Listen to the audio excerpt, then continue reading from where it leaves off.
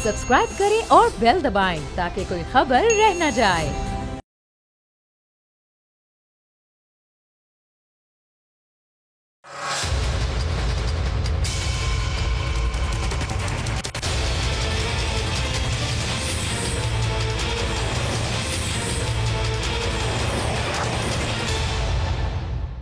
अस्सलाम वालेकुम, आप देख रहे हैं प्रोग्राम बस बहुत हो गया। मैं हूं अरबाब जहांगीर। आज़ाद कश्मीर में इलेक्शन मुहिम इस वक्त जोरों पर जारी है। हर जमात अपनी अपनी कैंपेन जोरदार तरीके से कर रही है और अपनी अपनी कामयाबी के दावे भी किए जा रहे हैं। मुस्लिम लीग नून खास तौर पर आज़ाद कश्मीर में बहुत ज़्यादा एक्टिव दिखाई दे रही है।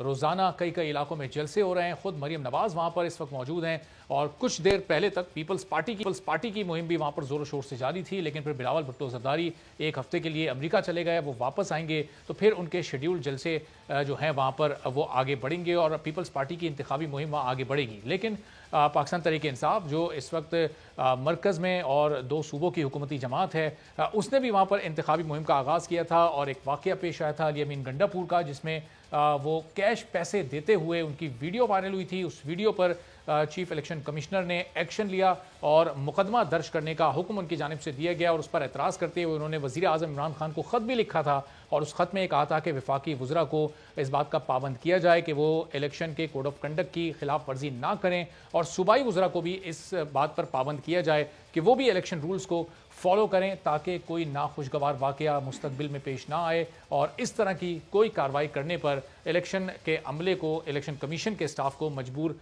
ना किया जाए। तो अब इस पर क्या कार्रवाई आगे होती है? इंटरनल क्या पार्टी के अंदर अली अमीन गंडापुर के खिलाफ कोई कार्रवाई इस पर होगी नहीं होगी? पार्टी इस बारे में किन लाइन्स पर सोच रही है? इस बारे में भी आज के प्रोग्राम में गुफ्तगू करेंगे और साथ ही साथ वफाकी काबीना में इजलास हुआ और उसमें चंद अहम फैसले भी हुए। अब आबी वसाइल का वजीर मोनिस इलाही को लगाने का फैसला किया गया है, जो खुद वजीर आज़म इमरान खान की टीम में आना पसंद ही नहीं करते और कई मौक़ों पर ये कह चुके हैं कि वज़ीर आज़म इमरान वो पसंद नहीं है और इसीलिए वो भी उनकी टीम में काम करने को पसंद नहीं करते। किन ख्यालात का इज़हार मोनिस इलाही ने कुछ अरसे पहले वज़ीर आज़म और काबीना से मुताल्लिक किया था, ज़रा ये देखिए, फिर आगे गुफ्तगू करते हैं। तो अब एक ऐसी शख्सियत जो कि खुद इंटरेस्टेड नहीं है किसी भी पोर्टफोलियो पर काम करने के लिए, काबीना में कोई भी फ़राइज़ अंजाम देने के लिए, उनको किस बुनियाद पर और किसके कहने पर इस टीम में शामिल किया गया है और फिर जब उसी पार्टी से हुकूमती इत्तेहादी जमात काफ लीग से वज़ीर हाउसिंग तारिक बशीर चीमा भी मौजूद हैं, तो एक ही जमात को ये मज़ीद ओहदे देने की, मज़ीद वजारतें देने के पीछे क्या मंतक है, ये भी जानने की कोशिश करेंगे। और इसके लिए हमारे साथ फैज़ुल्लाह कामोका साहब, पाकिस्तान तहरीक इंसाफ के सीनियर रहनुमा, कुछ ही देर में ससी पलीजो साहब पाकिस्तान पीपल्स पार्टी के रहनुमा भी हमें ज्वाइन करेंगी। तो फैज़ साहब, ये क्यों मोनिस इलाही साहब को अपनी काबीना में शामिल किया गया, काबीना का हिस्सा बनाया गया, जबकि अभी चंद हफ्तों पहले ही वो कह रहे थे कि वज़ीर आज़म उनके साथ कंफर्टेबल नहीं है, वो खुद इंटरेस्टेड नहीं है, काबीना में शामिल होने की कोई ख्वाहिश नहीं रखते। तो एक शख्स की ख्वाहिश के बरखिलाफ उसको टीम का हिस्सा बना लिया गया, इसकी वजूहात? देखिए, ये टाइम टू टाइम चीज़ें जो हैं पॉलिटिक्स में वो चेंज होती रहती हैं। जो क्यू लीग ने अभी तक जो है वो पाकिस्तान तहरीक इंसाफ के साथ बहुत ही अच्छे कोलिशन पार्टनर का साथ निभाया है और हम उनकी जो पाकिस्तान तहरीक इंसाफ के साथ ये पार्टनरशिप है उसको सराहते हैं और उन्होंने बहुत ही ज़बरदस्त तरीके से हर मौके के ऊपर हमारी सपोर्ट की है। तो कुछ चीज़ों के ऊपर जब आप कोलिशन गवर्नमेंट में होते हैं तो इख्तलाफात भी होते हैं। तो मेरे ख्याल में मोनिस इलाही का अगर वो कैबिनेट में शामिल होते हैं तो इससे एक अच्छा मैसेज जाएगा, एक अच्छा इम्पैक्ट होगा इसका और ये जो ताल्लुकात हैं पाकिस्तान तहरीक इंसाफ के और क्यू लीग के, इंशाअल्लाह ताला ये मज़ीद मजबूत और बेहतर होंगे। लेकिन फैज़ल साहब, ये ज़ाहिर इससे पहले ये वजारत फैसल वाडा साहब के पास थी, पाकिस्तान तहरीक इंसाफ के बड़े एक्टिव मेंबर हैं, वो अब सेनेट में भी जा चुके हैं। उनसे अगर ये वजारत ली गई, उन्होंने ये वजारत छोड़ी, तो क्या पाकिस्तान तहरीक इंसाफ में कोई और ऐसा कैंडिडेट नहीं था जिसके कांधों पर ये जिम्मेदारी डाली जा सकती? एक और वजारत आपने काफ लीग को दे दी या कोई प्रेशर था काफ लीग की तरफ से, डिमांड की गई थी? नहीं, कोई प्रेशर नहीं था। अगर आप प्रेशर की बात करते हैं तो अब 3 साल होने को आ गए हैं और वज़ीर आज़म इमरान खान साहब के बारे में सारी दुनिया को इसका अच्छी तरह से पता है कि वो प्रेशर लेने वाले नहीं हैं। तो हर फैसले का एक वक्त होता है, तो ये मुनासिब टाइम था जिसके ऊपर जो है ये फ़ैसला किया गया है। और अगर कोई, मैंने पहले बताया है कि कोलिशन पार्टनर्स के दरमियान बहुत सारी चीज़ें ऐसी होती हैं جن کے اوپر بعض اوقات اختلاف بھی ہوتا ہے اور پھر بعد میں وہ ایک دوسرے کے ساتھ جو ہے آپ کو کمپرومائز بھی کرنا پڑتا ہے اور ساتھ لے کے چلنا ہوتا ہے ایک دوسرے کو. تو یہ مکس اینڈ میچ ہوتا ہے. تو یہ ضروری نہیں ہے کہ تحریک انصاف سے ہی وزیر لیا جانا چاہیے. اگر قابل اور اچھے لوگ جن کے پاس پولیٹیکل ایکسپیرینس ہو دوسری پارٹی سے بھی ہوں گے تو ان کو بھی شامل کیا جانا چاہیے کابینہ میں, اور اسی نظریے کے تحت اگر مونس الائی کو شامل کیا جاتا ہے تو یہ ایک اچھا قدم ہوگا میرے خیال میں. چلیں اب کامگو صاحب سسی صاحبہ کے پاس میں جاؤں اس سے پہلے ایک سوال آپ سے میں اور کر لوں. یہ اچھا قدم کس بنیاد پر ہو سکتا ہے؟ یہ جب کسی کو پورٹ فولیو دیا جاتا ہے اس کے ماضی کا تجربہ دیکھا جاتا ہے, اس کی موجودہ صلاحیت دیکھی جاتی ہے, یا پھر اس کا کوئی خاندانی بیک گراؤنڈ دیکھا جاتا ہے کہ کون کتنا پیچھے اسٹرانگ ہے؟ کیا چیز دیکھ کر یہ وزارتیں دی جاتی ہیں؟ بیسیکلی میرے خیال میں ایک تو آپ کا پولیٹیکل ایکسپیرینس ہوتا ہے جو میں سمجھتا ہوں کہ بڑا ضروری ہے. کسی بھی شخص کو جب کوئی وزارت دی جاتی ہے تو ڈیفینیٹلی اس کی پولیٹیکل سے اور اس کا پولیٹیکل ایکسپیرینس دیکھا جاتا ہے. باقی جس بھی وزارت میں آپ کہیں کہ جو وزراء ہیں وہ کوئی کسی ٹیکنوکریٹ کو یا کسی ایسے بندے کو جو 100% تمام معاملات پر عبور رکھتا ہو اس کو لگایا جائے تو ایسا نہیں ہوتا. پوری دنیا کے اندر یہی سلسلہ ہے کہ جو لوگوں کے ووٹوں سے منتخب ہو کے لوگ آتے ہیں تو وہ پھر وزارتوں کو سنبھالتے ہیں, اور جو ان کا سٹاف ہے ان کے نیچے جو سیکریٹریز کام کر رہے ہیں, ان کے ادارے کام کر رہے ہیں, وہ ان کو رپورٹ کرتے ہیں, وہ اپنے انالیسز ان کے سامنے رکھتے ہیں, اور جو فیصلے ہیں وہ سیاسی قیادت لیتی ہے. اچھا, تو اس حوالے سے جو ہے میں سمجھتا ہوں کہ جو آپ سوال کر رہے ہیں تو پولیٹیکل ایکسپیرینس کا جو ہونا ہے اور میچورٹی کا ہونا وہ بہت ضروری ہے, اور اسی کو دیکھتے ہوئے میرے خیال میں یہ فیصلہ کیا گیا. صحیح. تو سسی صاحبہ یہ 3 سال سے مونس الائی صاحب ٹویٹر پہ بھی, اپنے ٹی وی انٹرویوز میں بھی, حکومت پر بھی, پالیسیز پر بھی تنقید کرتے ہمیں دکھائی دیتے تھے. ابھی 2 ہفتے پہلے زرداری صاحب نے پرویز الائی صاحب سے ملاقات کی ہے. کچھ ایسی خبریں آئیں کہ دونوں کے تعلقات بڑے اچھے ہیں, آگے چل کر مزید بہتر ہو سکتے ہیں. ابھی 2 ہفتے بھی نہیں گزرے تھے کہ پرویز الائی صاحب کے بیٹے کو دیکھیں آپ وزارت مل گئی, اور اب حکومت اور ان کے اتحادیوں کے تعلقات ایسا لگ رہا ہے مزید مضبوط ہو گئے. تو پیپلز پارٹی کی وہ ملاقاتیں اور وہ سیاسی تیاری پھر ناکام ہو گئی. بہت شکریہ ارباب صاحب. ارباب صاحب, آصف علی زرداری صاحب یا چیئرمین بلاول بھٹو زرداری صاحب ظاہری بات ہے جب مختلف صوبوں میں, کیونکہ پاکستان کی بڑی پارٹی ہے پاکستان پیپلز پارٹی, تو وہ جاتے ہیں اور وہاں نہ صرف پارٹی کے لوگ ان سے ملاقات کرتے ہیں لیکن دوست احباب, رفقا, جاننے والے, ہمدرد, یہ سارے لوگ جو ہے وہ ایک دوسرے سے ایک تو انٹریکشن رہتا ہے, رہنا بھی چاہیے. ذاتی دشمنیوں کی بنیاد پر آپ کی سیاسی آپس کی یا اختلاف نہیں ہونے چاہیے, ایک بات تو یہ. اور پیپلز پارٹی ہمیشہ اس چیز کو رکھتی ہے. اس وجہ سے ہی اتنے ہمارے شہید ہوئے لوگ, خون خرابہ ہوا, قتل ہوئے. میرے خیال سب سے جس پارٹی کا نقصان ہوا نہ صرف مالی سیاسی لیکن جانی بھی پاکستان پیپلز پارٹی رنجش یا وہ نہیں رکھتی. ہم ریونج والی چیز, بدلے والی بات نہیں رکھتے. تو سب سے ملتے ہیں ہم. پرویز الائی صاحب جب ملنے آئے تھے وہاں اس وقت بھی تو وہ سینٹ کے حوالے سے, کیونکہ انہوں نے کوئی ریکویسٹ کی تھی آصف علی زرداری صاحب کو, کیونکہ نون لیگ اور وہ ویسے ہی کرنا چاہ رہے تھے ارینجمنٹ, تو اس حوالے سے اور طبیعت بھی پوچھنا چاہ رہے تھے, کیونکہ بلاول صاحب نے بھی جب چودھری صاحب جو ہے بڑے ٹھیک نہیں تھے تو ان کی طبیعت پوچھی تھی.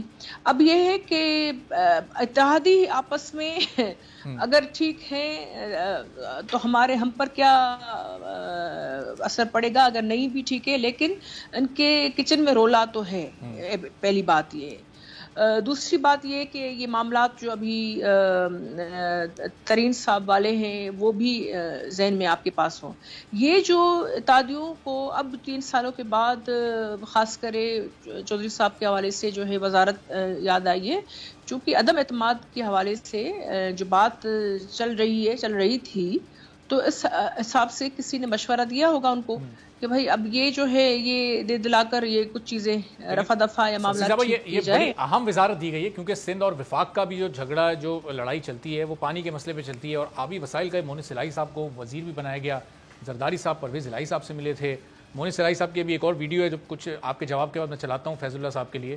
تو یہ کیا یہ بہتر پیپلز پارٹی کے حق میں بہتر فیصلہ نہیں ہو گیا کہ کیونکہ آپ کے بھی ان سے بڑے اچھے تعلقات ہیں تو شاید یہ پانی کا مسئلہ بھی حل ہو سکے مستقبل میں؟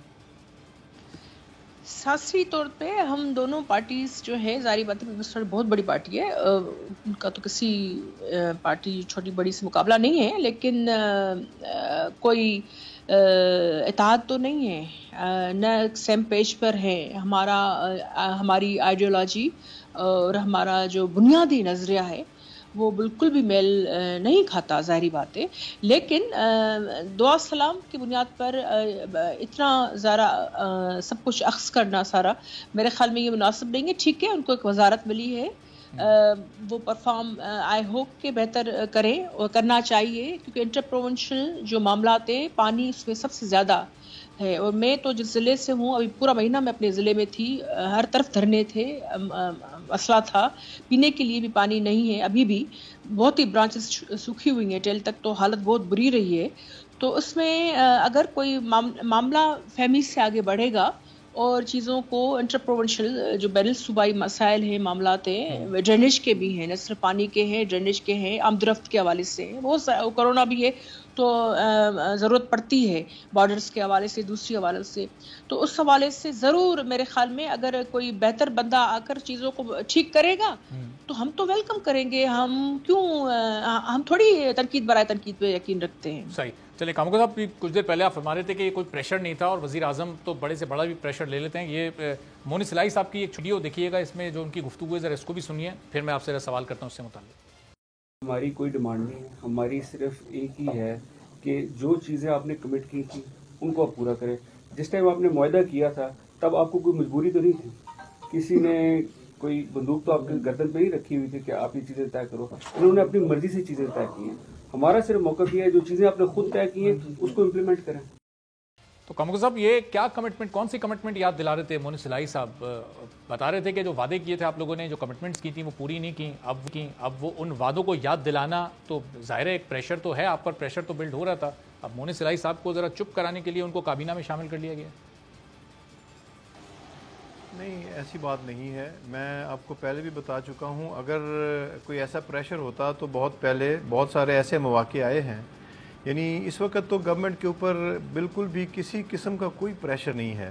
آپ ماشاءاللہ خود سیاست پہ بڑی گہری نظر رکھتے ہیں، اس وقت بالکل سموتھ سیلنگ ہے۔ اگر ماضی میں کوئی مشکل وقت آیا بھی ہے تو کاف لیگ نے یا کیو لیگ نے کبھی بھی وہاں اس موقع سے فائدہ اٹھانے کی یا ایسی بات کرنے کی کوشش نہیں کی ہے۔ تو یہ میں نے کہا کہ ہر فیصلے کا ایک وقت ہوتا ہے، تو جس وقت وزیر اعظم صاحب نے مناسب سمجھا ہے اور انہوں نے ایک جو اہم وزارت ہے وہ مونی سلائی صاحب کو دی ہے، وہ بھی میچور آدمی ہیں۔ یہ جو آپ بات کر رہے ہیں کہ انہوں نے جو بیان دیا، اب اس کی کنٹیکسٹ کیا تھی یا اس کے پیچھے کیا حقیقت تھی وہ میں آپ کو بتا دیتا ہوں۔ جب بھی پولیٹیکل پارٹیز کے آپس میں بات چیت ہوتی ہے، جب کولیشن بنتی ہے تو وہ اس میں بہت ساری چیزیں ایسی ہوتی ہیں جس کے لیے کچھ ٹائم درکار ہوتا ہے چیزوں کو کرنے کے لیے، تو اس میں بعض دفعہ اختلافات بھی ہوتے ہیں، پھر بعد میں لوگ اکٹھے بھی ہوتے ہیں، تو یہ چیزیں یہ جو ہے یہ معاملات جو سیاست میں چلتے رہتے ہیں۔ تو ایسا جو ہے کبھی بھی کیو لیگ کی طرف سے میں پوری ذمہ داری سے کہہ رہا ہوں کہ تحریک انصاف کو کبھی بھی کوئی ایسا عنصر وہ جو ہے وہ سامنے نہیں آیا جس سے پاکستان تحریک انصاف کو کوئی مشکل ہو۔ تو میں سمجھتا ہوں کہ جو بھی معاملات رہے ہیں وہ اور بہت ساری ایسی چیزیں ہیں، ہر پارٹی نے اپنی مینیفیسٹو میں لوگوں کے ساتھ کچھ وعدے کیے ہوتے ہیں اور وہ ہر پارٹی چاہتی ہے کہ ان کے وعدوں کی تکمیل ہو، تو اس میں بعض اوقات جو ہے وہ دیر سویر ہوتی ہے، گورنمنٹ کے محدود وسائل ہوتے ہیں اور بہت ساری چیزوں کو، بہت سارے عوامل کو مد نظر رکھنا ہوتا ہے۔ تو میرے خیال میں یہ ایک اچھا اور مناسب وقت پہ فیصلہ ہے اور میں سمجھتا ہوں کہ اس سے کولیشن مزید مضبوط ہوگی اور اوورآل پاکستان کی بہتری کے لیے یہ جو ہماری کولیشن گورنمنٹ ہے وہ انشاءاللہ تعالیٰ کام کر پائے گی۔ صحیح، اچھا فیض صاحب، یہ جو آپ کی حکومت نے انتخابی اصلاحات میں ترمیم کا بل تھا، یہ کیوں اتنی جلد بازی میں پاس کرا لیا تھا کہ وزارت قانون سے جو متعلقہ منسٹری ہے اس سے بھی مشورہ نہیں لیا تھا؟ اب اس میں مزید ترمیم لانے کا فیصلہ ہو رہا ہے، اپوزیشن پہلے ہی اعتراض کرتی ہے کہ آپ لوگ یہ بلز جس طرح پاس کراتے ہیں اس سب کے سامنے کہیں کوئی ان کو آن بورڈ نہیں لیا جاتا، آپ نے اپنی متعلقہ وزارت کو بھی آن بورڈ نہیں لیا، اب اس میں نئی ترامیم آئیں گی، پھر اپوزیشن کو بھی آن بورڈ لیں گے نئی ترامیم کے لیے؟ دیکھیے اس پہ وزیر اعظم پاکستان نے جب انہوں نے سپیچ کی ہے نیشنل اسمبلی میں بجٹ سپیچ، تو اس میں بڑے کھلے دل کے ساتھ انہوں نے جو ہمارے جتنے بھی قومی معاملات ہیں اور بین الاقوامی معاملات ہیں ان کے اوپر انہوں نے جو ہے وہ اپوزیشن کو دعوت دی. سینٹ کے الیکشن سے پہلے بھی انہوں نے کہا کہ جو charter of democracy Peoples Party اور نون لیگ نے سائن کیا ہوا ہے اس کے تحت ہم ان اصلاحات پہ، انتخابی اصلاحات پہ عمل کرنے کے لیے تیار ہیں. تو آپ آئیں ہمارے ساتھ بیٹھیں اور ہم شفاف انتخابات کے لیے، اور جو گند ہر دفعہ مچتا ہے ان الیکشنز کے دوران، سینٹ الیکشنز کے دوران جو خرید و فروخت ہوتی ہے، تو اس سے بچنے کے لیے ہم جو ہے وہ ایسے فیصلے کریں جس سے جو ہے وہ اوورآل جو ہمارا پولیٹیکل ماحول ہے وہ صحیح ہو جائے، بہتر ہو جائے اور لوگ، پاکستان کے لوگوں کو ایک اچھا میسج جائے. لیکن انفارچونیٹلی اپوزیشن نے اس وقت بات نہیں سنی، اور جو کچھ پھر سینٹ کے الیکشنز میں ہوا وہ تمام لوگوں کے سامنے ہے، اور مجھے اس بات میں کہنے میں کوئی عار نہیں ہے. جو بھی ریزلٹس آئے وہ ہم پولیٹیشنز کے لیے، میں سمجھتا ہوں لوگوں کے ذہنوں میں ہمارا کوئی اچھا تاثر اوورآل بینگ ریپرزینٹیٹیو آف عید الاضحیٰ کے بعد اب اس سلسلے میں جو ایک بیٹھک ہوگی اس میں صرف وہی حکومتی لوگ ہی بیٹھیں گے یا اپوزیشن کو بھی آپ دعوت دیں گے؟ جو وزیر اعظم نے نہیں، اس پہ بالکل دعوت دی گئی ہے. اسپیکر صاحب کی سربراہی میں کمیٹی قائم کی گئی اصلاحات کے لیے. پہلے بھی اپوزیشن کو کہا گیا تھا، اب پھر ان کو وزیر اعظم صاحب نے خود دعوت دے دی کہ ہم وہ ساری ترامیم واپس لینے کے لیے تیار ہیں. اگر آپ کو الیکٹرانک مشینز پہ جو ہے وہ اعتراض ہے تو آپ کوئی آلٹرنیٹ دیں، کوئی اور آپ کے پاس اگر کوئی منصوبہ ہے تو وہ آپ سامنے لے کے آئیں. ہمیں کوئی اعتراض نہیں ہے. یہ جتنے بھی الیکشنز ہیں ان کے بعد ہر دفعہ شور و غوغا مچتا ہے کہ جی دھاندلی ہو گئی، جو پارٹی جیت جاتی ہے وہ کہتی ہے شفاف انتخابات ہیں، جو پارٹی ہار جاتی ہے وہ کہتی ہے کہ دھاندلی ہو گئی ہے. تو ان چیزوں کو ونس فار آل سیٹل کرنے کے لیے تمام پارٹیز کو ٹیبل پہ بیٹھنا چاہیے اور ایسی اصلاحات کرنی چاہیے جس کے تحت پھر کوئی دوسرے کے اوپر انگلی نہ اٹھا سکے. تو جو تحریک انصاف نے بہتر سمجھا وہ ترامیم کی ہیں، لیکن ہماری جو ہے وہ ہمارے دروازے کھلے ہیں اور بالکل ہم ان کے ساتھ مل بیٹھنے کے لیے تیار ہیں اور ترامیم ان کا کیا جواب ہے؟ دیکھتے ہیں اپوزیشن آپ کے ساتھ سوچ رکھنی چاہیے. ہمیں اب یہ تیسرا ٹینیور ہے جو جنرل مشرف کے بعد جہاں پہ ایک تیسری پولیٹیکل پارٹی جو ہے وہ گورنمنٹ کر رہی ہے. تو میرے خیال میں اب ہمیں سب کو پولیٹیکل میچورٹی کا مظاہرہ کرتے ہوئے ان ایشوز کو اب سیٹل کرنا چاہیے. چلیں اب کاموں کو صاحب دعوت آپ نے دے دی، پرائم منسٹر بھی دے چکے ہیں. سسی صاحب اب یہ اپوزیشن اس کا خیر مقدم کرے گی؟ حکومت کھلے دل سے دعوت دے رہی ہے، بڑے دل کا مظاہرہ کر رہی ہے، انتخابی اصلاحات میں جو ترامیم تھیں اس میں مزید ترامیم لانے کا فیصلہ کیا. آپ لوگ کی تجاویز بھی سنی جائیں گی. اپوزیشن جائے گی، پیپلز پارٹی یا جو پی ڈی ایم کی دیگر جماعتیں ہیں، آپ تو ظاہر پی ڈی ایم سے الگ ہیں، ایک ہو کر جائیں گے یا الگ الگ اپنی تجاویز کو لے کر جائیں گے؟ کیا پلان ہے آگے کا؟ دیکھیے تجاویز اس طرح کہ یہ ایک پہلے تو انہوں نے بڑی غلطی کی، بلکہ قابل مذمت بات ہے کہ انتخابی اصلاحات جیسے اہم ایشو پر وہ آرڈیننس لے کر آئے. یہ کبھی بھی نہیں ہوتا اس طرح، یعنی یہ روز روز ترامیم اس طرح نہیں ہوتی. 2017 والا بھی ایکٹ آپ نے دیکھا، اس میں بڑی سوچ بچار اور ڈیلیبریشنز ہوئی، اس کے بعد جو ہے کچھ نہ کچھ ہوا. ابھی بھی کافی ساری چیزیں رہتی ہیں، ریفارمز تو چاہیے، لیکن اس میں جو ہے ہم نے پہلے بھی ریکمنڈیشنز دی تھی. پارلیمنٹری وہ فورم ہے، اس میں اب جو لیجسلیشن ہوگی اس میں جو رولز کے مطابق، آئین کے مطابق جو بھی پروسیجر ہے، ہم ہمیشہ ہر لیجسلیشن میں اس کو ہی فالو کرتے ہیں. لیکن جب اہم کوئی 2/3 جس میں چاہیے ہوتی ہے یا کوئی بنیادی تبدیلی کے حوالے سے چیز ہو یا امینڈمنٹ کی، تو اس میں نیچرلی جو پارلیمنٹری لیڈرز جو ہیں آپس میں پارلیمنٹ کے اندر صلاح مصلحت کرتے ہیں، کرنی چاہیے بھی. تو اس میں جو بھی رولز کے مطابق ہوں گی، رولز آف پروسیجر کیا کہتے ہیں، اور اسٹینڈنگ کمیٹیز بھی ہیں، فنکشنل ہیں، ہونی چاہیے. اس میں 12 منٹ میں چیزیں جلدی پاس، یہ اس طرح نہیں ہونا چاہیے. اپوزیشن کو سننا چاہیے. اپوزیشن ایک بھاری بھرکم اپوزیشن ہے. جو ترامیم کی گئی تھی ان ترامیم پر آپ لوگ کو اعتراض تھا یا پھر جو طریقہ انہوں نے اختیار کیا تھا اس طریقے پر اعتراض تھا کہ وہ جلدی آپ کو اعتماد ملیے بغیر ترامیم کرنے؟ ارباب صاحب دیکھیں، جب بھی یہ کسی مسئلے میں پی ٹی آئی پھنستی ہے تو پھر الیکٹرل ریفارمز یاد آ جاتے ہیں، کیونکہ ان کو پتہ نہیں شاید یہ ہے یا خود یہ اسمبلی اسمبلیز ڈسالو کرنے کا سوچتے ہیں کیونکہ ڈلیور نہیں کر سکے اس طرح یا معاملات کو فیس نہیں کر سکتے، تو ان کو ہر وقت ایک رہتا ہے ذہن میں کہ پتہ نہیں یہ آخری سال ہو اور یہ معاملہ ایک طرف کرنا پڑے. تو ریفارمز کے حوالے سے ایک بہت بڑا سنجیدہ یہ پروسیس ہے، اور اس میں جو ہے ہماری کمیٹی ابھی تو یہ کسی مسئلے میں نہیں الجھے ہوئے، ابھی تو اپوزیشن بھی تقسیم ہو چکی ہے. میں بتاتی ہوں، نہیں گلگت بلتستان کا مسئلہ ہوا، جب دھاندلی کا شور ہوا تو یہ ترامیم کی بات آ گئی. کچھ اور مسئلہ ہوا، بجٹ کا معاملہ ہوا، یہ ترامیم اس طرح نہیں ہوتی. ایک میرے کا پورا پروسیجر ہے، اور آرڈیننس غلط بات تھی. اب جو ہے دیکھیں، میں پھر پہلے بھی آپ کے شو میں نے مختصر یہ کہا تھا لاسٹ ویک، 70+ ترامیم یہ لے کر آئے ہیں، 40+ جو ہے وہ متصادم ہے آئین کے ساتھ. تو یہ تو ایک بہت بڑی الیکشن کمیشن نے بھی ریزرویشن رکھی تھی. اب ان سے بھی وہ بات چیت کر رہے ہیں. مشینز کے حوالے سے آئی ووٹنگ ہو یا ای ووٹنگ کا، اس میں بھی سخت ریزرویشنس ہیں. اس میں ظاہری بات ہے جو بھی چیز ہوگی، اپوزیشن میں بھی مختلف جماعتیں ہیں، نون لیگ بھی اپنی ریکمنڈیشن سجیشنس وہ رکھ سکتی ہے، رکھنی چاہیے، ہم بھی رکھیں گے، ہماری ورکنگ ہے اس پر بہت ساری. اور خود جب سینیٹ میں ہماری کمیٹی تھی، پارلیمنٹری کمیٹی جس کو میں ہیڈ کرتی تھی، اس میں بھی ہم نے بڑی ہی ووٹر رجسٹریشن سے لے کر دوسری چیزوں میں آر ٹی ایس کے حوالے سے، آئی ووٹنگ کے حوالے سے، اوورسیز کے حوالے سے ہم نے اپنی رکھی تھی پوری رپورٹ، اس میں ریکارڈ پہ ہیں. تو بہرحال یہ ساری پارٹیز بیٹھیں گی اور اس کو دیکھنا چاہیے. باقی ہر چیز پارلیمنٹ کے تھرو ہی ہونی چاہیے، آرڈیننس کے ذریعے یہ دیرپا نہیں ہوتی چیزیں، یہ پھر صرف ہیڈ لائن بنانے کے چکر میں ہوتی ہے چیزیں.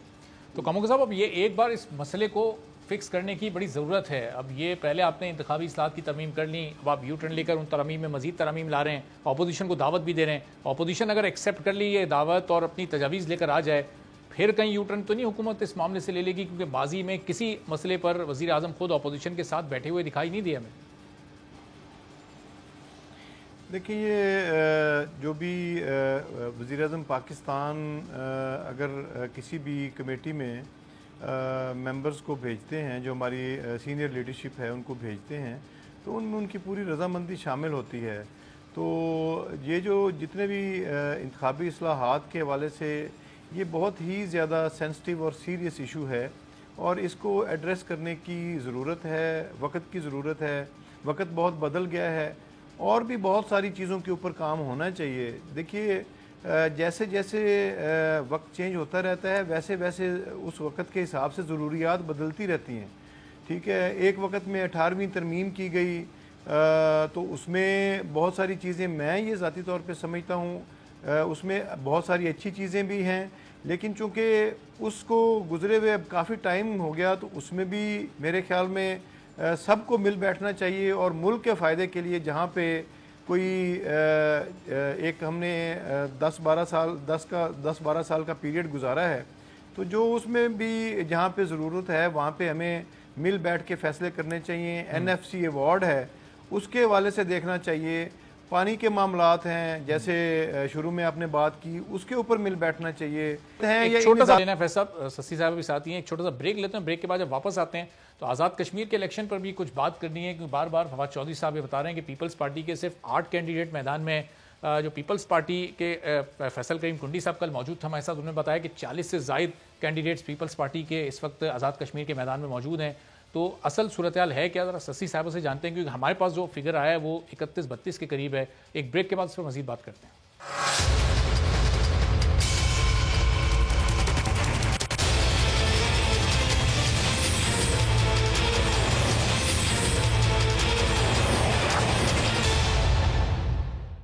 پروگرام میں ایک بار پھر آپ کو خوش آمدید کہتے ہیں. اور آزاد کشمیر کے الیکشن پر اس وقت تمام سیاسی جماعتوں کی نظریں ہیں. گلگت بلتستان کا الیکشن ہو کے پاکستان تحریک انصاف جیتنے میں کامیاب ہو گئی تھی، لیکن اب یہاں آزاد کشمیر میں مریم نواز خود کیمپین کرنے گئیں، بلاول بھٹو زرداری بھی گئے تھے.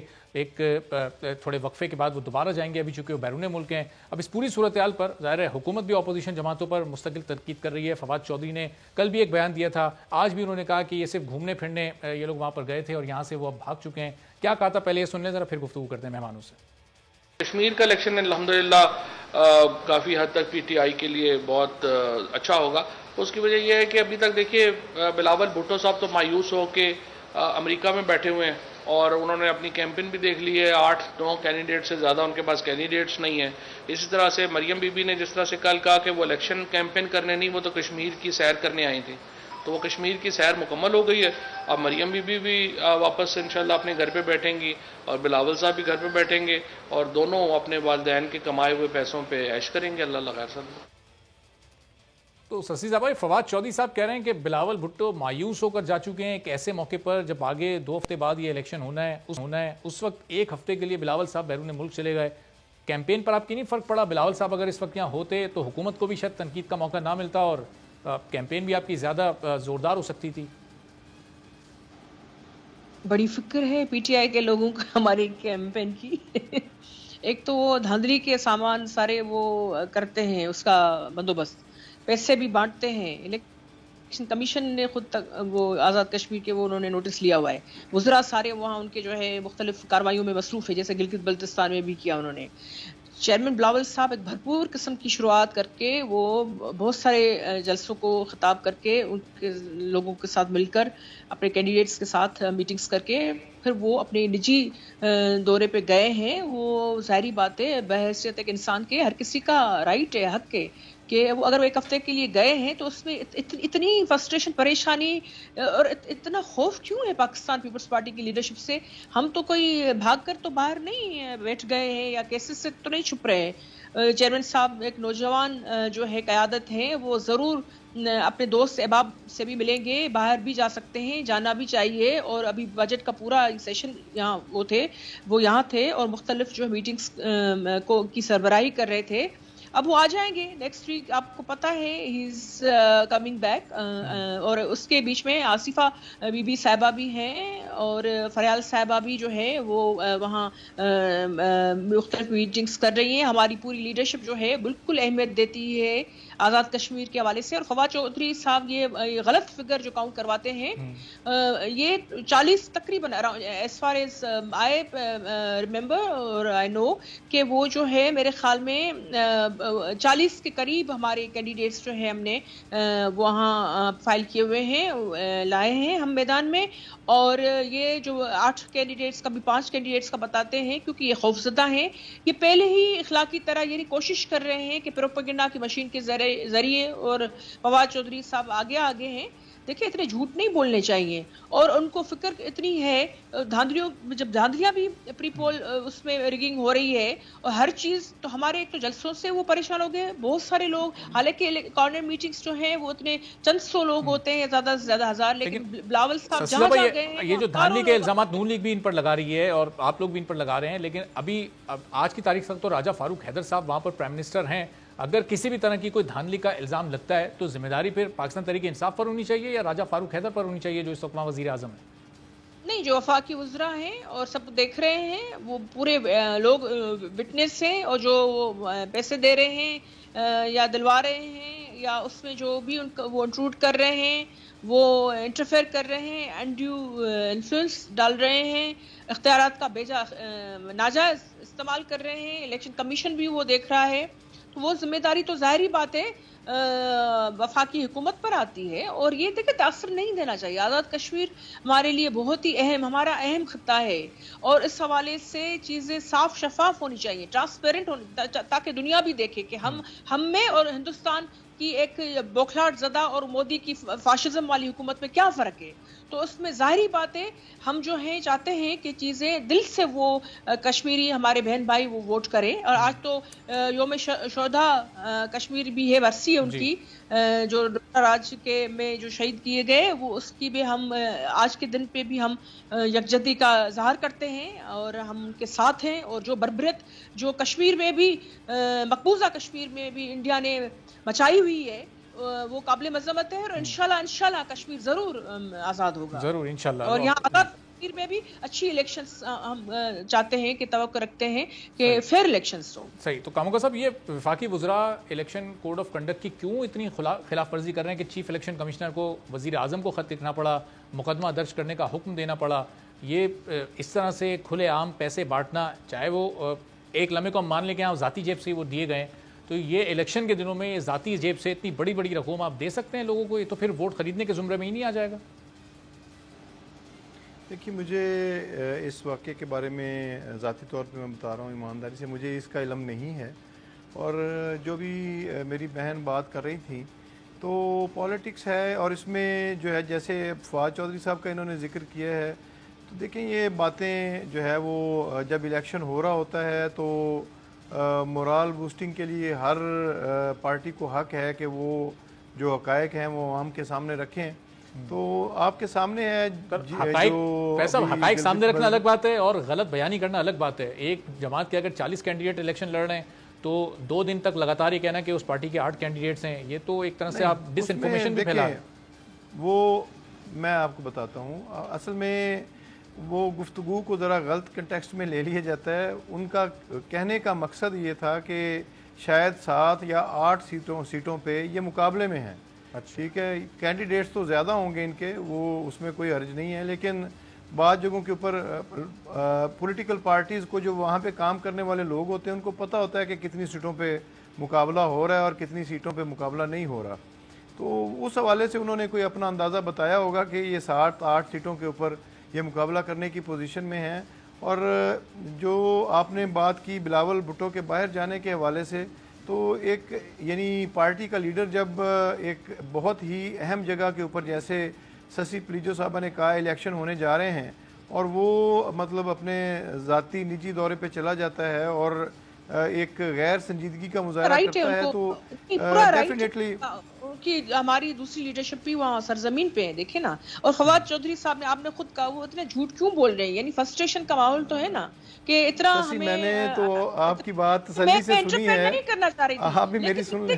دیکھیں یہ 4 دن کا دورہ، آپ کو بڑی فکر پڑ گئی ہے کہ پیپلز پارٹی کی کیمپین کہیں اوپر نیچے نہ ہو جائے. ہمیں کوئی فکر نہیں ہے، ہم کہتے ہیں 4 دن کی بجائے 1 مہینے کا کر لیں. آپ کے لوگ جو ہیں، آپ تو نہیں ڈائریکٹلی، لیکن آپ کے لوگ اور وزراء وہ تو ڈائریکٹ انٹرفیئر کر رہے ہیں، وہ سب کچھ کر رہے ہیں. اور چیئرمین بلاول صاحب کا پہلے سے طے شدہ تھا، ان کے پاس ٹائم ہی نہیں ہوتا. ظاہری باتیں وہ گئے ہیں تو 4 دنوں کے لیے گئے ہیں، وہ آئیں گے. اور یہاں آصفہ بی بی اور ہماری دوسری جو لیڈرشپ، چونکہ آصف صاحب کی طبیعت اتنی ٹھیک نہیں ہے کہ اتنا موو کر سکے، تو ظاہری باتیں باقی جو قمر زمان قاہرہ سب سارے ایکٹیو ہیں. یوسف رضا گیلانی کل جا رہے ہیں، تو سب وہاں ہیں. نیچرلی ہمارے لیے بڑی اہم ایک یہ کیمپین ہے، اس میں کوئی شک نہیں ہے. جی کاموں کا صاحب.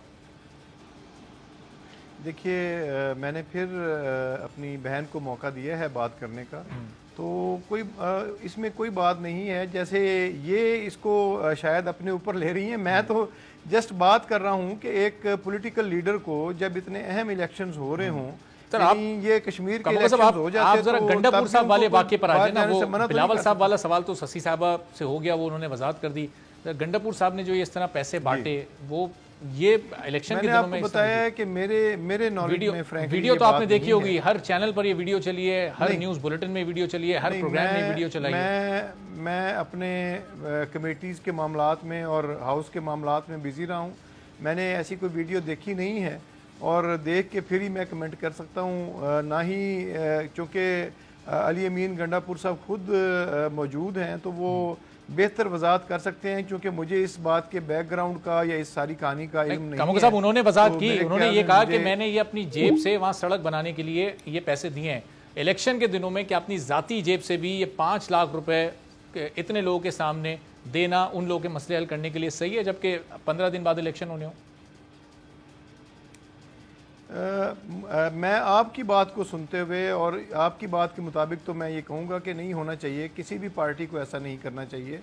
ٹھیک ہے، اور میں نہیں سمجھتا، اب مجھے اس کے بیک گراؤنڈ کا چونکہ نہیں پتا، اس لیے میں کوئی اس کے اوپر تفصیلی بات نہیں کر سکتا. نہ میری علی امین گنڈاپور سے کوئی بات ہوئی ہے. جو آپ نے بات کی ہے میں اسی کی کنٹیکسٹ میں کہہ رہا ہوں کہ یہ چیزیں نہیں ہونی. ٹھیک ہے، چلیں، بہت بہت شکریہ. فیض اللہ کاموکا صاحب، سسی پلیجو صاحبہ موجود تھے ہمارے ساتھ. دونوں مہمانوں گفتگو سنی، اور آج کی تاریخ بڑی اہم تاریخ ہے، کیونکہ 13 جولائی 1931 کو 90 سال گزر چکے ہیں، مگر چٹان جیسا حوصلہ رکھنے والے، نڈر اور جرت مند وہ کشمیری آج بھی سب کو یاد ہیں. اور یہ دن ان 22 کشمیری مؤذنوں کی یاد میں، ان کی شہادت کی یاد میں منایا جاتا ہے، جنہیں 13 جولائی 1931 کو مہاراجہ کشمیر کے سپاہیوں نے اذان کی ادائیگی کے دوران سری نگر جیل کے باہر شہید کر دیا تھا، جبکہ اس واقعے میں بے شمار مسلمانوں کو بھی گرفتار کیا گیا تھا. یہ ایسی اذان تھی جسے 22 مؤذنوں نے جان دے کر مکمل کیا، جس کی گونج آج بھی کشمیریوں کے دلوں میں معجزن ہے۔ 13 جولائی کی قربانیوں کی داستان آج تک کشمیریوں کے جذبہ آزادی کو تازہ رکھے ہوئے ہے، اور یہی واقعہ دراصل تحریک آزادی کی بنیاد بنا۔ 13 جولائی ہی وہ ناقابل فراموش دن ہے جب کشمیریوں نے یہ عہد کیا کہ وہ ہر قیمت پر آزادی حاصل کر کے رہیں گے۔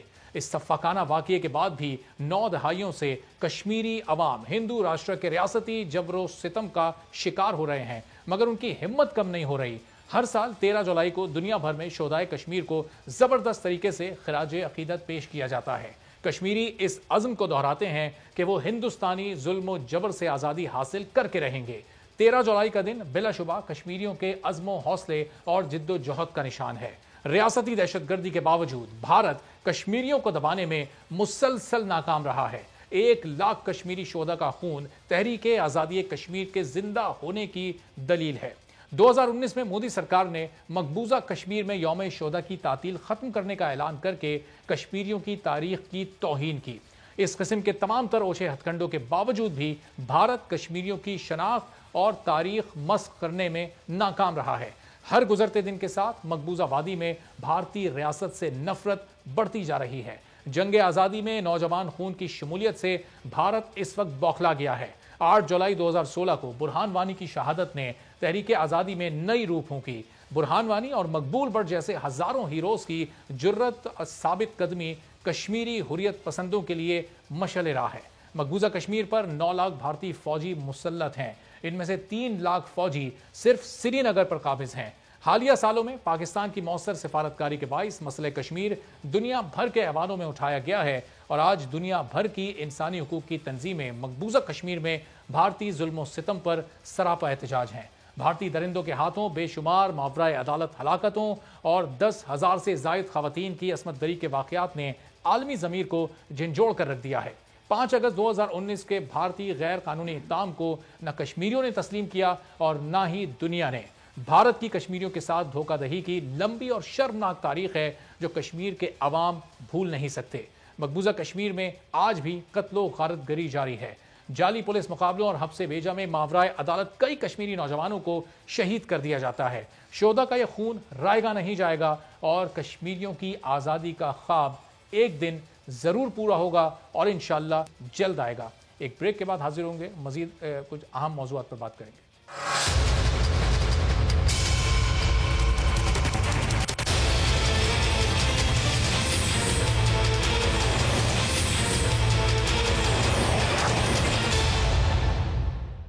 پروگرام میں ایک بار پھر آپ کو خوش آمدید کہتے ہیں، اور جولائی کا مہینہ شروع ہونے سے پہلے NCOC کے سربراہ اسد عمر نے خبردار کیا تھا کہ جولائی کے مہینے میں کرونا وائرس کی چوتھی لہر آ سکتی ہے، اور یہ لہر بھی گزشتہ لہروں کی طرح خطرناک ثابت ہو سکتی ہے۔ گزشتہ 2-3 روز سے ہم نے دیکھا کہ کرونا وائرس کے کیسز کی تعداد میں پھر سے اضافہ ہوا، اور ایک بھارتی ویریئنٹ ڈیلٹا نامی یہ اب آہستہ آہستہ اس کے کیسز بھی اب بڑھتے جا رہے ہیں، اور یہ ایک نیا ویریئنٹ پاکستان میں داخل ہوا ہے، اور اس سے متعلق اس کی علامات سے متعلق بتایا جا رہا ہے کہ یہ بہت زیادہ خطرناک ہے، اور اس میں اموات کی شرح بھی گزشتہ جو لہریں تھیں ان سے کہیں زیادہ ہے۔ اس کی جو علامات ہیں وہ ظاہر ہے کتنی خطرناک ہیں، اور ان سے کیسے بچا جا سکتا ہے۔ جو SOPs پہلے ہم جن کو جس طریقے سے فالو کیا جا رہا تھا اسی کو فالو کریں، یا کچھ اور زیادہ احتیاط کی اس میں ضرورت ہے۔ اب معمولات زندگی بھی گزشتہ مہینوں کی نسبت خاصی حد تک بحال ہو چکے ہیں۔ جولائی میں جو کاروبار بند تھے، اسکولز کو بھی کھولا گیا، شادی ہالز کو بھی کھولا گیا، ریسٹورنٹس اور شاپنگ مالز کو، مارکیٹس کو بھی کھول دیا گیا ہے۔ تو ایک ایسے موقع پر اگر یہ بھارتی ویریئنٹ یہاں پر پھیلتا جا رہا ہے اور یہ تمام کاروبار بھی اسی طرح چلتا رہا، تو صورتحال آنے والے دنوں میں کتنی خطرناک ہو سکتی ہے، اور اس سے پازیٹیو کیسز کی تعداد میں کتنا اضافہ ہو سکتا ہے، اسی پر گفتگو کرتے ہیں۔ ڈاکٹر جاوید اکرم صاحب UHS کا ہمارے ساتھ موجود ہیں۔ ڈاکٹر صاحب بہت شکریہ، آپ نے پروگرام کے لیے وقت نکالا۔ ڈاکٹر صاحب یہ چوتھی لہر بھارتی ویریئنٹ ڈیلٹا کی صورت میں پاکستان میں داخل ہو چکی ہے؟ اگلے 10 روز یا 15 روز کتنے اہم ہو سکتے ہیں آپ کے خیال میں؟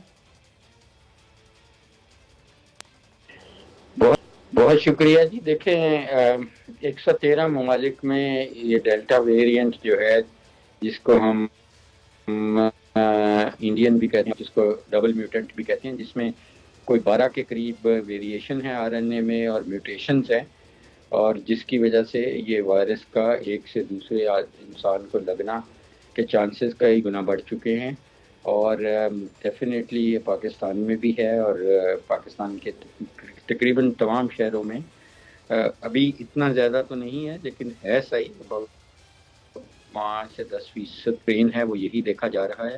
اور ابھی جو یو کے کا اسٹرین تھا B117 وہ بھی موجود ہے, ساؤتھ افریقن اسٹرین بھی موجود ہے جس کو گیمڈا بھی کہتے ہیں اور لیمڈا بھی, اور اسی طرح الفا بھی ہے. تو مختلف اسٹرین ہیں اور یہ وائرس اپنی ساخت بدلتی رہتی ہے. اس وقت ڈیفینیٹلی حالات خرابی کی طرف جا رہے ہیں انفارچونیٹلی, اور میں سمجھتا ہوں کہ ابھی اگر ہم نے کوئی اقدامات ایسے نہ اٹھائے اس کو روکنے کے لیے تو یہ مزید پھیلے گا. اور آگے کیونکہ دن بھی اس قسم کے آ رہے ہیں, جیسے عید ہے, بکر منڈیاں لگ رہی ہیں, اور وہاں پہ بکر منڈیوں میں ظاہر ہے لوگ پوری کی پورے خاندان لے جاتے ہیں بچوں سمیت اور بوڑھوں سمیت, تو وہاں پہ ظاہر ٹرانسمیشن بہت کلوز کی طرح سے ہوگی. اور میں سمجھتا ہوں کہ اس وقت احتیاط کی بہت زیادہ ضرورت ہے. یہ بھی میرا خیال ہے کہ گورنمنٹ اور NCOC ڈیفینیٹلی کنسیڈر کر رہی ہوگی کہ لاک ڈاؤن لگائے جائیں عید سے پہلے بھی, عید کے دوران بھی اور عید کے بعد بھی. تو ڈاکٹر صاحب عید سے پہلے تو بالکل خاص ٹائم بچا نہیں ہے, ظاہر صرف ایک ہفتہ عید الاضحیٰ میں رہ گیا, اور ابھی آج سے اگر ہم 2 ہفتے پہلے دیکھیں یعنی جون کا مہینہ جب اینڈ ہو رہا تھا تو کئی پابندیاں لگی ہوئی تھیں, کئی سیکٹرز بند تھے, کچھ بہت زیادہ پابندیوں کے تحت کام کر رہے تھے, ریسٹورنٹس کا ٹائم بہت زیادہ شارٹ کیا ہوا تھا, شادی ہالز میں پابندی تھی.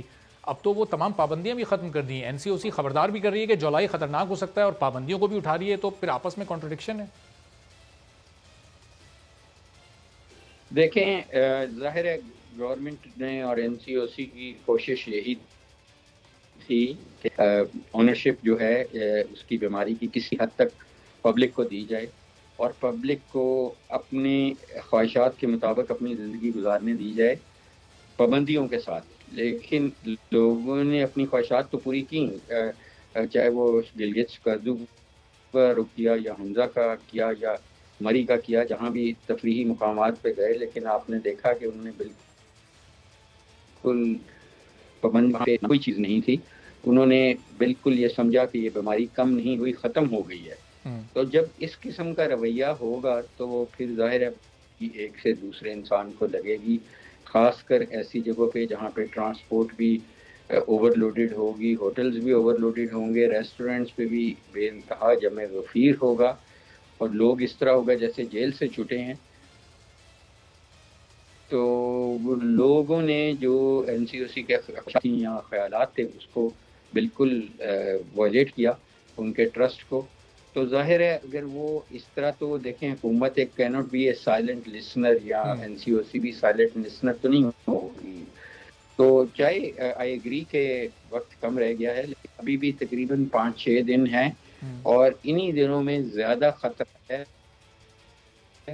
کیونکہ اب ہسٹری کی اگر دیکھ لیں پچھلی اور اس سے بھی پچھلی عید کی, تو ہر عید پہ یہ اسپائک پہ چلی جاتی ہے. تو اسپائک پہ چلے جانے کا مطلب یہ ہے کہ بہت سارے لوگ بیمار ہوں گے اور کچھ لوگ اپنی جان سے ہاتھ دھو بیٹھیں گے.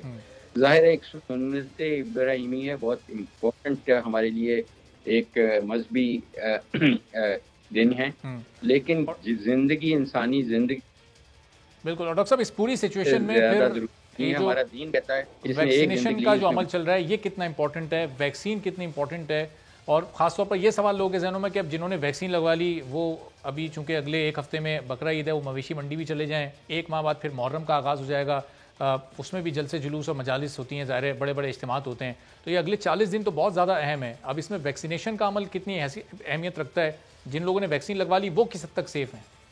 جی میں یہی عرض کر رہا ہوں کہ یہ پرسیپشن بالکل غلط ہے کہ ویکسین لگانے کے بعد وہ ہر کوئی آزاد ہو جائے گا, جو مرضی کر لے. ایسا نہیں ہے.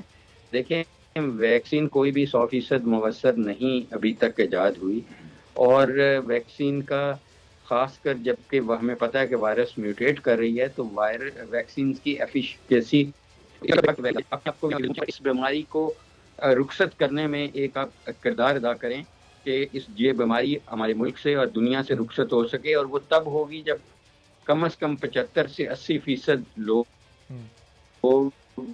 ویکسینیٹ پوری دنیا میں ہوں گے اور ملک میں بھی ہو چکے ہوں گے. ابھی ہم نے کوئی 10% کے قریب پہنچے ہیں, تو اس لیے ابھی تو ہرڈ امیونٹی کا سوال ہی پیدا نہیں ہوتا کہ اب ہم یہ امید کریں. اس وقت ویکسین کو ایکسلریٹ کرنا چاہیے, کیونکہ واحد حل یہی ہے اس کو رخصت کرنے کا کہ ہم اپنا حصہ ڈالیں, اور دنیا میں یہ نہیں ہوگا کہ ایک بندے نے لگا لی تو وہ یہ ایکسپیکٹ کرے کہ وہ سیو ہو گیا. بالکل نہیں. نو بڈی سیف انلیس ایوری بڈی سیف. تمام لوگوں کو سیف ہونا پڑے گا اس سے پہلے کہ ہم کہہ سکیں کہ ہم اس وبا سے نجات حاصل کر چکے ہیں, جس میں کم از کم 4-5 سال لگیں گے.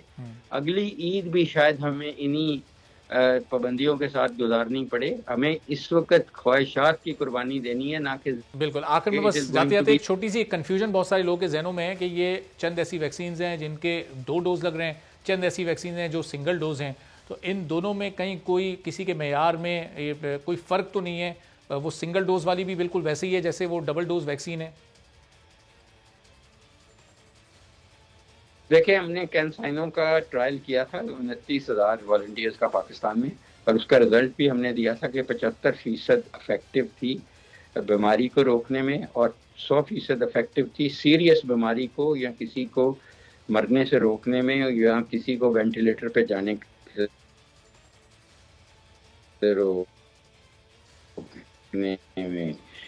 تو میں سمجھتا ہوں یہ بہت اچھی ڈوز کے ساتھ جانسن اینڈ جانسن کی بھی سنگل ڈوز ویکسین ہے, باقی سائنو فارم, سائنوویک, اسپوٹنک جو یہاں لگ رہی ہیں وہ ڈبل ڈوز ویکسین ہے, اور اسی طرح میسنجر RNA ویکسین جو ہیں فائزر کی اور مڈرنا کی وہ بھی 2 ڈوز ویکسین ہے. اور ابھی فائزر نے 2 دن پہلے FDA کو اپلائی کیا کہ اس کو 3 ڈوز, تیسری ڈوز لگانے دی جائے. بھی اس کو نہیں ملی, لیکن میں سمجھتا ہوں کہ ہر ویکسین پہ پلس اینڈ مائنسز ہیں. جو ویکسین آپ کو اویلیبل ہے وہ لگائیں. ہم نے البتہ جو کینسائنو لگائی تھی ایسے 8 مہینے پہلے لوگوں کو, ان کو ہم بلا کے اور ڈوز لگا رہے ہیں. اور میرا پرسیپشن یہ ہے, ابھی میرے پاس کوئی ایسا سائنٹیفک ڈیٹا نہیں ہے, بہت جلد ہوگا تو میں شیئر کروں گا, کہ ہمیں ہر 6 مہینے بعد کوئی نہ جی بوسٹر ڈوز لگانی پڑے گی. ٹھیک ہے. اور اس وقت ہم ٹرائل کر رہے ہیں, ہم دے رہے ہیں وہ آلریڈی 3 ڈوز ویکسین ہے, وہ ہے ہی 3 ڈوز. تو جتنی زیادہ ڈوزز آپ لگائیں گے اتنی ہی امیونٹی بہتر ہوتی ہے. ٹھیک ہے, بہت بہت شکریہ ڈاکٹر جاوید اکرم صاحب, وائس چانسلر UHS ہمارے ساتھ بتا رہے تھے کہ ویکسین سنگل ڈوز ہو یا 2 ڈوز والی ہو, وہ دونوں اتنی مؤثر ہیں, بالکل ایک جیسا دونوں کا رزلٹ ہے. اور یہ تمام ویکسینز ورلڈ ہیلتھ آرگنائزیشن سے بھی تصدیق شدہ ہیں, اور پاکستان میں بھی بڑے بڑے سینئر ڈاکٹرز ان کو ٹیسٹ کر چکے ہیں. تو جتنی زیادہ لوگ جلد از جلد ویکسین لگوائیں گے اتنا ہی زیادہ وہ اس بیماری سے, اس وائرس سے بچ سکیں گے. آج کے پروگرام سے اجازت دیجیے. اللہ حافظ.